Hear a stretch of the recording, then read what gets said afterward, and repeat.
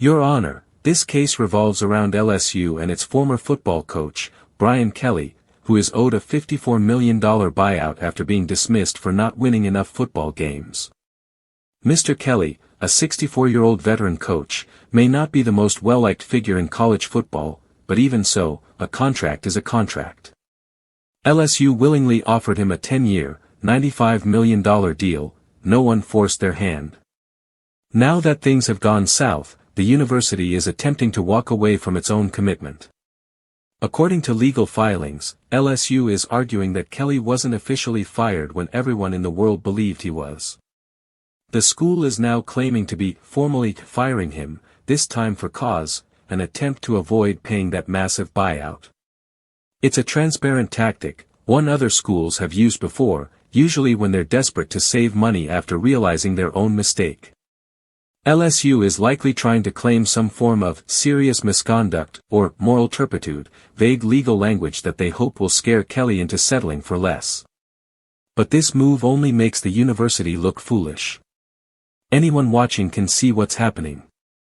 They fired a coach for losing games, not for breaking rules or tarnishing the program's integrity. The facts are crystal clear. On October 26, the day after a blowout home loss to Texas A&M, Kelly met with athletic director Scott Woodward and was let go. Soon after, Woodward himself was dismissed, and interim AD Verge Osbury publicly stated that LSU had to be in the playoff conversation every year, a direct admission that the firing was about wins and losses. Even the state's governor said it outright, the team needed a change, and that change had been made. If Kelly wasn't truly fired, why was Frank Wilson coaching the next game? Why were public officials and university leaders talking about moving forward? The timeline leaves no room for confusion.